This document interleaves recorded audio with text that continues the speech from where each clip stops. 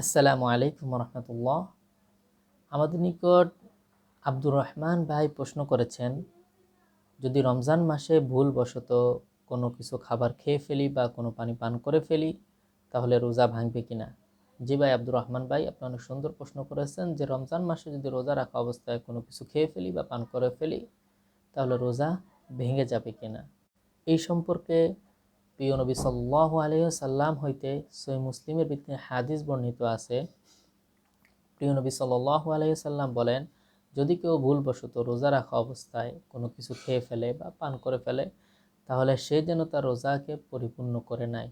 কেননা ফাইন্নামা আতআমাহুল্লাহু ওয়া সাকাহু, কেননা তার এই ভুলবশত খেয়ে নেওয়া বা পান করে নেওয়ার বিষয়টা আল্লাহ তাআলার পক্ষ থেকে হয়েছে। সুতরাং কেউ যদি ভুলবশত খেয়ে নেয়, তাহলে তার রোজা হয়ে যাবে। তবে এখানে শর্ত আছে। শর্ত হচ্ছে, যদি আপনি পূর্বে খাবার খেয়ে ফেলেছেন অতবার পরে মনে হয়েছে আমি তো রোজা ছিলাম, তখন এক্ষেত্রে প্রযোজ্য হবে। কিংবা আপনি খাবার খাইতেছেন, এমতো অবস্থা আপনার মনে পড়লো যে আমি তো রোজা, তৎক্ষণাৎ মুখে থাকা অবশিষ্ট খাবার বা পানীয় ফেলে দিয়ে কুলি করে নেবেন, তাহলে আপনার রোজা সই হয়ে যাবে।